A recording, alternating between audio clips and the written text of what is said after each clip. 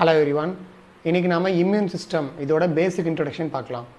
அதாவது இம்யூன் சிஸ்டம்னா என்ன, அப்புறம் இந்த எந்தெந்த டைப் ஆஃப் செல்ஸ் வந்து இம்யூன் சிஸ்டமில் இருக்குது அண்ட் இதோட ஃபங்க்ஷன்ஸ் என்ன அப்படிங்கிறத இந்த கிளாஸ் பார்ப்போம்.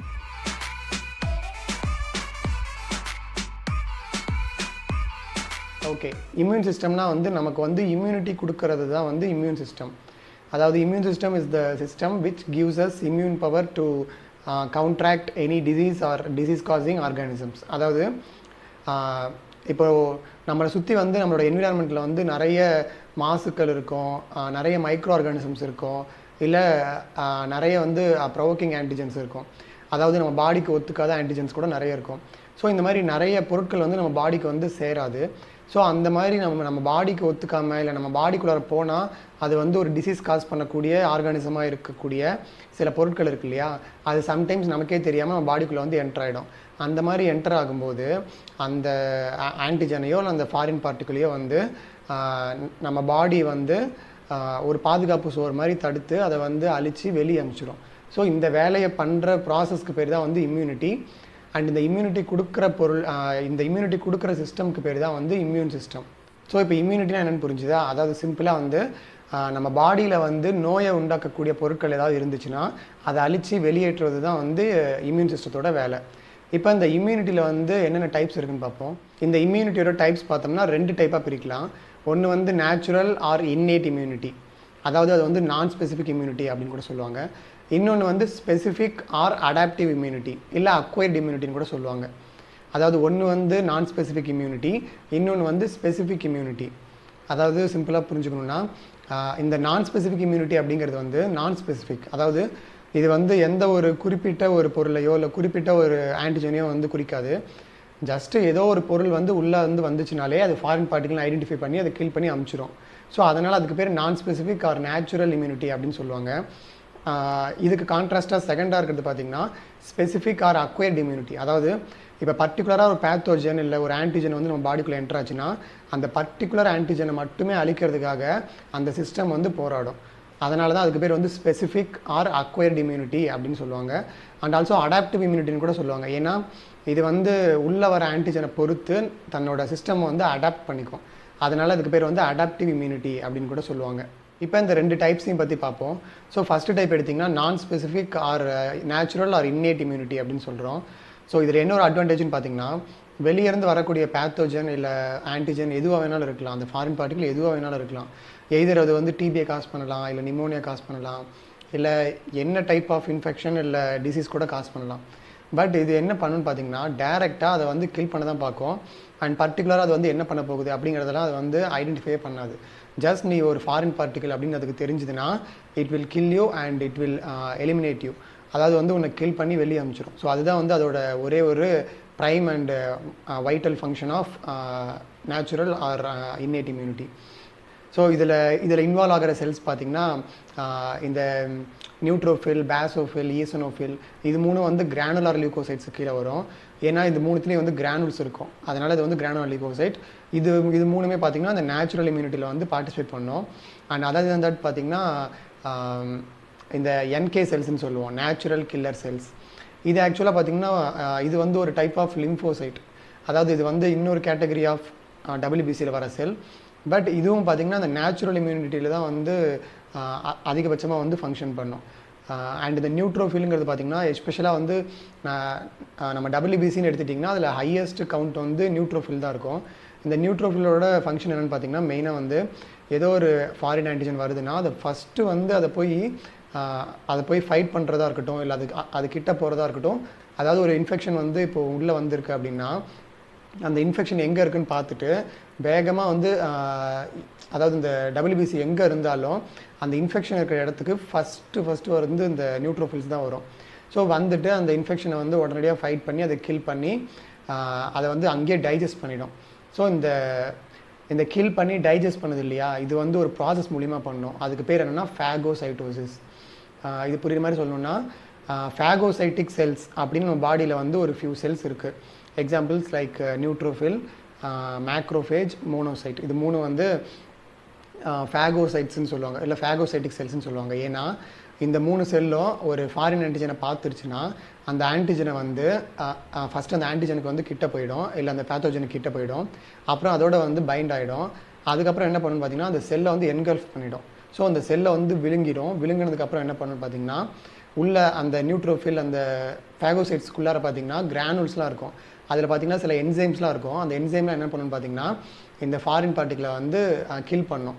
ஸோ இந்த மாதிரி கில் பண்ணி அதை வந்து அங்கேயே டைஜஸ்ட் பண்ணி அந்த டைஜஸ்டான மெட்டீரியலை வந்து வெளியே வந்து எக்ஸ்க்ரீட் பண்ணி விட்டுரும். ஸோ இந்த மாதிரி வந்து செல்லை வந்து அப்படியே முழுசாக வந்து என்கல்ஃப் பண்ணி கில் பண்ணுறதுனால இந்த 3 செல், அந்த நியூட்ரோஃபில், மேக்ரோஃபேஜ், மோனோசைட், இது 3த்துக்கும் பேர் வந்து ஃபேகோசைட்டிக் செல்ஸ் அப்படின்னு சொல்லுவாங்க. அண்ட் இந்த ப்ராசஸ்க்கு பேர் வந்து ஃபேகோசைட்டோசிஸ் அப்படின்னு சொல்லுவாங்க. இந்த ஃபேகோசைட்டோசிஸ் அப்படிங்கிறது தான் வந்து இந்த நேச்சுரல் ஆர் இன்னேட் இம்யூனிட்டியில் வந்து நடக்கக்கூடிய ஒரு முக்கியமான வந்து ஒரு ப்ராசஸ். இந்த ப்ராசஸ் மூலிமா தான் வந்து எந்த ஒரு ஆன்டிஜன் இல்லை பேத்தோஜனும் வந்து ரொம்ப ஈஸியாக வந்து நம்ம பாடியில் வந்து எந்த ஒரு டிசீஸும் காஸ் பண்ண விடாது. ஸோ இதுதான் வந்து ஒரு மெயின் ப்ராசஸ். ஸோ இந்த நேச்சுரல் ஆர் இன்னேட் இம்யூனிட்டியில் பார்த்திங்கன்னா 5 டைப் ஆஃப் ப்ராசஸ் வந்து நடக்கும். அதில் ஃபஸ்ட் ஒன் பார்த்திங்கன்னா டிஃபென்ஸ் அட் பாடி சர்ஃபேசஸ். அதாவது நம்மளோட பாடி சர்ஃபேஸ்லேயே வந்து ஒரு டிஃபென்ஸ் மெக்கானிசம் வந்து இருக்கும். எக்ஸாம்பிளுக்கு சொல்லணும்னா நம்மளோட இப்போ ஐ இருக்கு இல்லையா, ஐயில் இருக்க டியர்ஸ் இருக்கு இல்லையா, அதாவது வந்து லாக்ரிமல் ஃப்ளூயிடு, இல்லை நம்மளோட மவுத்தில் இருக்க சலைவரி ஃப்ளூயிட், இல்லை நம்ம நோஸ்குள்ளே இருக்கிற அந்த மியூக்கஸ் செக்ரீஷன், இந்த செக்ரீஷன்ஸ் எல்லாமே என்ன பண்ணுன்னு பார்த்தீங்கன்னா ஏதோ ஒரு பேத்தோஜன் இல்லை ஏதோ ஒரு ஃபாரின் பார்ட்டிகிள் வந்து வந்துச்சுன்னா அதை உடனடியாக வந்து லைசிஸ் பண்ணுறது தான் வந்து இந்த ஃப்ளூயிட்ஸோட வேலை. ஸோ இந்த மாதிரி வந்து நம்ம பாடியில் இருக்கிற கேவிட்டி மூலியமாவோ இல்லை நம்ம எக்ஸ்டர்னல் பேரியரான ஸ்கின் இருக்கு இல்லையா, ஸ்கின் கூட பார்த்திங்கன்னா ஸ்கின்னில் இருக்க ஹேரோட மெயின் ஃபங்க்ஷன் என்னென்னு பார்த்தீங்கன்னா ஒரு பேத்தோஜன் இல்லை ஏதோ ஒரு டஸ்ட் வந்து நம்ம மேலே வந்து படுதுன்னா அது அந்த இடத்துல தேக்கி வச்சுக்கும். அதாவது உள்ளே என்ட்ரு ஆகாமல் அந்த இடத்துல வச்சுக்கிட்டு அடுத்த நாள் நீங்கள் வந்து பேத் பண்ணும்போது அது வந்து வெளியே போயிடும். ஸோ இந்த மாதிரி வந்து நம்ம பாடியோட எக்ஸ்டர்னல் சர்ஃபேஸும் சரி, நம்மளோட பாடியோட கேவிட்டிஸும் சரி, அதாவது பாடி கேவிட்டிஸ் லைக் இந்த ஐ, இயர், நோஸ், ஸோ இது எல்லாமே வந்து என்ன பண்ணுதுன்னு பார்த்தீங்கன்னா ஃபஸ்ட் லைன் ஆஃப் டிஃபென்ஸ் வந்து கொடுக்குது. அதாவது ஒரு முதன்மையான டிஃபென்ஸ் ஃபங்க்ஷனை வந்து கொடுக்கறதுக்கு தான் வந்து இந்த இதெல்லாம் இருக்குது. ஸோ இதை வந்து சிம்பிளாக வந்து டிஃபென்ஸ் அட் பாடி சர்ஃபேசஸ் அப்படின்னு சொல்லுவோம். நெக்ஸ்ட்டு செகண்ட் ஒன் எடுத்துட்டிங்கன்னா முன்னாடி சொன்ன ஃபேகோசைட்டிக் ப்ராசஸ். ஸோ இன்கேஸ் ஒரு செல்லு இந்த பேரியரையும் தாண்டி உள்ளே போயிடுச்சுன்னா, ஏதாவது ஒரு ஃபாரின் பார்ட்டிகிள் போயிடுச்சுன்னா அதை வந்து கில் பண்ணி அதை வந்து அதாவது அதை வந்து என்கல்ஃப் பண்ணி கில் பண்ணிடும். ஸோ இது வந்து ரெண்டாவது ப்ராசஸ், ஃபேகோசைட்டிக் ப்ராசஸ். நெக்ஸ்ட் மூணாவது எடுத்திங்கன்னா இன்ஃப்ளமேட்டரி ரெஸ்பான்ஸ். ஸோ இப்போது எக்ஸாம்பிளுக்கு சொல்லணும்னு வச்சுக்கோங்களேன், இப்போ உங்களுக்கு ஏதாவது ஒரு அடிப்பட்டாலோ இல்லை ஏதோ ஒரு இடத்துல வந்து இன்ஃபெக்ஷன் ஆச்சுனாலோ அந்த இடத்துல வந்து வீக்காக வரும், அதாவது இன்ஃப்ளமேஷன் ஆகும். அதை நீங்கள் எல்லாருமே பார்த்துருப்பீங்க. அண்ட் சம்டைம்ஸ் வந்து அந்த இடத்துல வந்து சீல் கட்டி கூட ஆகும். அந்த சீல் மாதிரி இருக்குது இல்லையா, ஆக்சுவலாக அந்த சீலில் என்ன இருக்குன்னு பார்த்தீங்கன்னா ஃபுல் அண்ட் ஃபுல் வந்து அந்த WBC செல்ஸ் தான் இருக்கும். ஏன்னா அந்த இடத்துல இன்ஃபெக்ஷன் ஆகிடுச்சு. ஸோ அதை ட்ரீட் பண்ணுறதுக்காக அந்த WBCயான அந்த நியூட்ரோஃபில், ஃபேகோசைட் எல்லாம் வந்து அந்த இடத்த வந்து இன்ஃப்ளேம் பண்ணி விட்டுரும். அதாவது அந்த இடம் வந்து வீங்கி போயிடும். ஸோ எதுக்காக அந்த வீக்கம் வருதுன்னு பார்த்தீங்கன்னா ஆக்சுவலாக வந்து வீக்கம் நல்லது. ஏன்னா வீக்கம் வந்துச்சுன்னா அந்த இடத்துல வந்து ஒரு பேரியர் மாதிரி க்ரியேட் ஆகிடும். ஸோ அந்த இடத்துலேருந்து செல்ஸ் வந்து தப்பிச்சு வேறு எங்கேயும் போக முடியாது. ஸோ அந்த வீக்கம் வந்த இடத்துல வந்து இந்த நியூட்ரோஃபில், வேறு மேக்ரோஃபேஜ், மோனோசைட்லாம் போயிட்டு நேச்சுரல் கில்லர் செல் எல்லாமே போயிட்டு அங்கே இருக்கிற பேத்தோஜன் ஃபுல்லாக வந்து அழிச்சிட்டு அதுக்கப்புறம் அந்த சீல் இருக்கு இல்லையா, அந்த சீல் வந்து அதுக்கப்புறம் வந்து வெளியே போயிடும். ஸோ இந்த மாதிரி வந்து அந்த வீக்கமும் வந்து one of a defence mechanism. Then நாலாவது பார்த்திங்கன்னா presence of natural immune substances இல்லை ஆன்டிமைக்ரோபியல் சப்ஸ்டன்சஸ். அதாவது நம்ம பாடியிலே பார்த்திங்கன்னா நேச்சுரலாக வந்து சில சப்ஸ்டன்ஸ் இருக்கும் அண்ட் அதுக்கு வந்து ஆன்டிமைக்ரோபியல் ப்ராப்பர்ட்டிஸ் இருக்கும். எக்ஸாம்பிளுக்கு இந்த என்சைம்ஸான லைசோசைம்ஸ், இல்லை நம்ம ஸ்டொமக்கில் இருக்கிற ஹைட்ரோக்ளோரிக் ஆசிட், ஸோ இந்த மாதிரி நிறைய இருக்குது. ஸோ இதெல்லாம் பார்த்திங்கன்னா நேச்சுரலாகவே வந்து நம்ம பாடிக்கு வந்து ஒரு ப்ரொடெக்ஷன் கொடுக்கும். அதாவது ஏதோ ஒரு ஃபாரின் பார்ட்டிகிள் எதுவாக வேணாலும் இருக்கட்டும், எது வந்தாலும் அதை வந்து டேரெக்டாக லைசைஸ் பண்ணிவிடும், அதாவது கில் பண்ணிவிடும். ஸோ இதுவும் வந்து one of the defence mechanism. Then ஃபைனலாக அஞ்சாவது பார்த்திங்கன்னா இம்யூனாலஜிக்கல் சர்வீலன்ஸ். அதாவது நம்ம பாடி வந்து பார்த்திங்கன்னா நம்ம பாடியில் இருக்கிற ஈச் அண்ட் எவ்ரி செல் வந்து எவ்ரி செல்ஸையும் வந்து ஒரு செல் வந்து சர்வீலன்ஸ் பண்ணும். அது என்னென்னா நேச்சுரல் கில்லர் செல்ஸ். அதாவது இந்த T செல், B செல் அதோட கேட்டகரி. பட் இதோட ஒரு ஸ்பெஷல் கேரக்டர் என்னென்னா இது வந்து நான் ஸ்பெசிஃபிக். ஸோ எந்த செல் இல்லை எந்த ஆன்டிஜன் எந்த பேத்தோஜன் எதுவும் பார்க்காது. டைரெக்டாக நம்ம பாடிக்குள்ளார எல்லா செல்ஸையும் போய் சர்வீலன்ஸ் பண்ணும், அதாவது அனலைஸ் பண்ணும். நீ இந்த செல் வந்து நார்மலாக இருக்கா இல்லை அப்நார்மலாக இருக்கா. ஒருவேளை அப்நார்மலாக இருந்துச்சுன்னா டைரெக்டாக வந்து அதை கில் பண்ணி வெளியே அனுப்பிச்சிடும். ஸோ இந்த மாதிரி வந்து நேச்சுரல் கில்லர் செல்ஸ் வந்து நம்ம பாடி ஃபுல்லாக சர்வீலன்ஸ் பண்ணோம். ஸோ இதுவும் வந்து one of the first line defence mechanism. So இதுவும் வந்து நேச்சுரல் ஆர் இன்னேட் இம்யூனிட்டியில் வந்து சேரும். ஸோ இதுதான் வந்து overall natural or innate immunity. இதுக்கப்புறம் வந்து நம்ம இந்த அடாப்டிவ் ஆர் அக்வைர்டு இம்யூனிட்டி அதை பற்றி பார்ப்போம். ஓகே, நெக்ஸ்ட் வந்து செகண்ட் டைப் பார்த்தோம்னா acquired or adaptive or specific immunity. So இது வந்து ஸ்பெசிஃபிக்காக வந்து எந்த பேத்தோஜன் வந்து உள்ளே வந்துச்சோ அதுக்கு அகேன்ஸ்டாக வந்து இந்த இம்யூனிட்டி வந்து டெவலப் ஆகும். அதனால் அதுக்கு பேர் ஸ்பெசிஃபிக் இம்யூனிட்டி அப்படின்னு சொல்கிறோம்.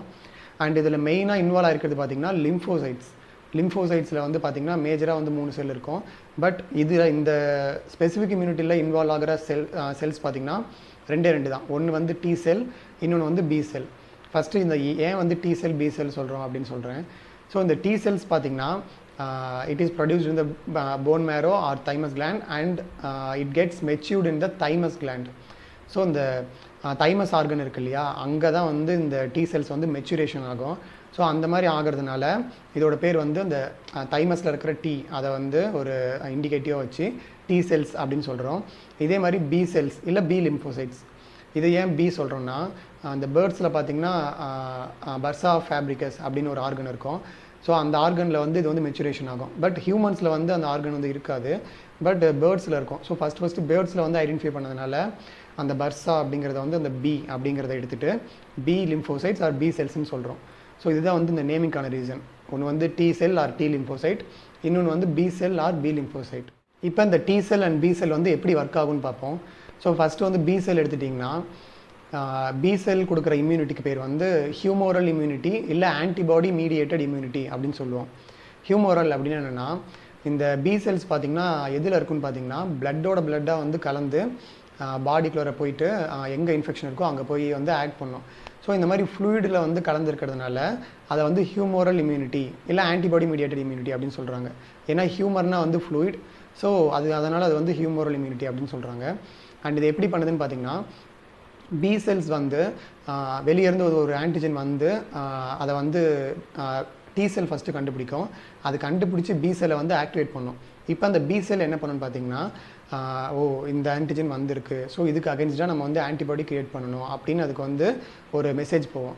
ஸோ இந்த மாதிரி போகிறதுனால அந்த பி செல்ஸ் வந்து பிளாஸ்மா செல்ஸாக கன்வெர்ட் ஆகிடும். ஃபஸ்ட் இந்த கன்வெர்ட்டான பிளாஸ்மா செல்ஸ் வந்து பிளட்டில் இருக்கிற பிளாஸ்மாவோட கலந்து அந்த சைட் ஆஃப் இன்ஃபெக்ஷன் அது எந்த பேத்தோஜன் எங்கே இருக்கோ அங்கே போயிட்டு அந்த இடத்துல வந்து ஆன்டிஜனை வந்து கிரியேட் பண்ண ஆன்டிபாடி வந்து ப்ரொடியூஸ் பண்ண ஆரம்பிச்சிடும்.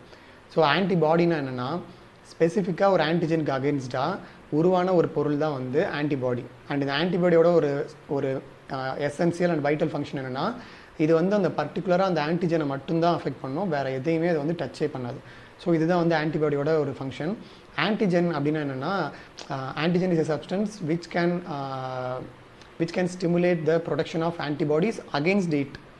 அதாவது அந்த ஆன்டிஜனுக்கு அகேன்ஸ்டாகவே ஆன்டிபாடி ப்ரொடக்ஷனை வந்து இது வந்து ஸ்டிமுலேட் பண்ணும் இல்லை ப்ரொவோக் பண்ணும். அதுக்கு பேர் தான் ஆன்டிஜன்.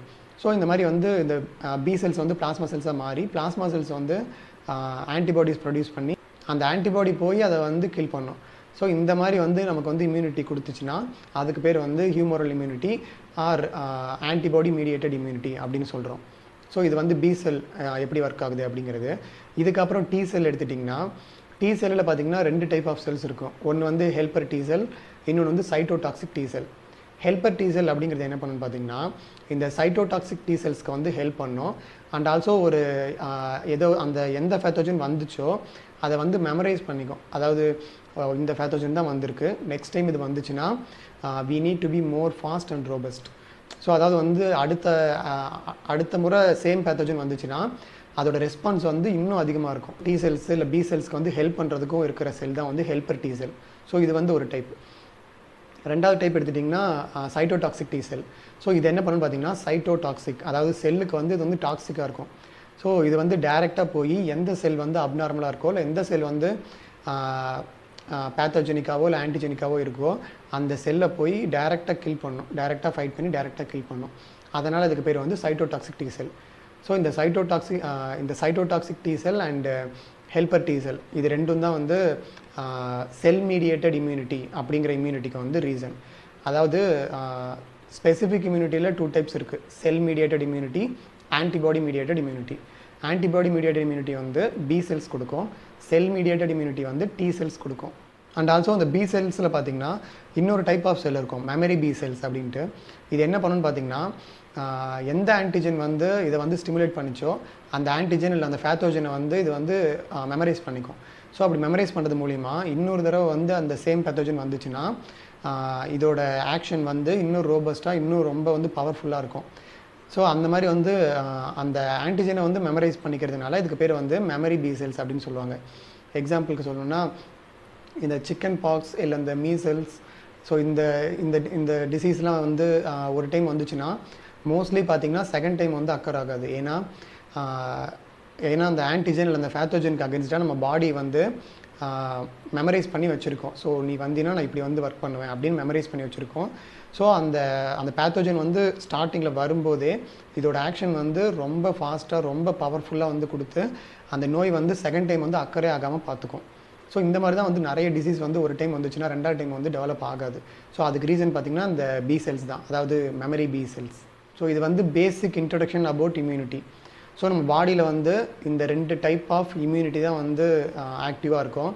அதாவது ஒன்று வந்து நான் ஸ்பெசிஃபிக் இம்யூனிட்டி, இன்னொன்று வந்து ஸ்பெசிஃபிக் இம்யூனிட்டி. இந்த 2 இம்யூனிட்டியும் இருக்கிறதுனால தான் நம்ம பாடி வந்து எந்த ஒரு பேத்தோஜன் இல்லை எந்த ஒரு இப்போ நம்ம பார்த்திங்கன்னா வெளியே வந்து ரொம்ப ஈஸியாக வந்து வெளியே போயிட்டு வருவோம். பட் எவ்வளவோ பேத்தோஜன் இல்லை எவ்வளவோ ஆன்டிஜன் வந்து நம்ம பாடிக்குள்ளே போயிட்டு தான் இருக்கும் each and every day. And ஒவ்வொரு நாளுமே அது வந்து கவுண்டர் பண்ணிட்டு தான் இருக்கும் இந்த நான் ஸ்பெசிஃபிக் அண்ட் ஸ்பெசிஃபிக் இம்யூனிட்டி. கொஞ்சம் வந்து பவர்லெஸ்ஸாக இருந்துச்சுன்னா நான் ஸ்பெசிஃபிக் இம்யூனிட்டிலேயே அது வந்து டெத் ஆகிடும். இல்லை கொஞ்சம் பவர்ஃபுல்லாக இருந்துச்சுனாலோ இல்லை வந்து மறுபடியும் வந்து ரீஜெனரேட் ஆச்சுனாலோ அது வந்து ஸ்பெசிஃபிக் இம்யூனிட்டி மூலிமா வந்து அது வந்து கில் ஆகிடும். ஸோ இந்த மாதிரி வந்து நம்ம பாடி வந்து எப்போவுமே வந்து ஏதோ ஒரு பேத்தோஜனை வந்து எதிர்கொண்டுட்டு தான் இருக்கும். அதுக்கு வந்து எசென்சியல் அண்டு வைட்டலாக இருக்கிறதுன்னு பார்த்திங்கன்னா இந்த 2 டைப் ஆஃப் இம்யூனிட்டி தான். ஸோ இதுதான் வந்து பேசிக்காக வந்து இம்யூனிட்டி பற்றி நீங்கள் தெரிஞ்சுக்க வேண்டியது. ஸோ இதுக்கப்புறம் முடிஞ்சதுன்னா ஈச் அண்ட் எவ்ரி டைப்பை பற்றி நான் இன்னும் கொஞ்சம் டீட்டெயில்டாக சொல்கிறேன். ஸோ இந்த கிளாஸ் உங்களுக்கு புரிஞ்சிருந்துச்சுன்னா உங்கள் ஃப்ரெண்ட்ஸ் எல்லாருக்கும் ஷேர் பண்ணுங்கள். அப்புறம் நம்ம சேனலை சப்ஸ்கிரைப் பண்ணி பெல் ஐக்கான ஆல் கொடுத்துக்கோங்க. அப்போ தான் நான் ஒவ்வொரு வீடியோ போடும்போது உங்களுக்கு நோட்டிஃபிகேஷன் வரும். ஸோ இதே மாதிரி இன்னொரு வீடியோவில் பார்க்கலாம். Until then it's by from Vasanth.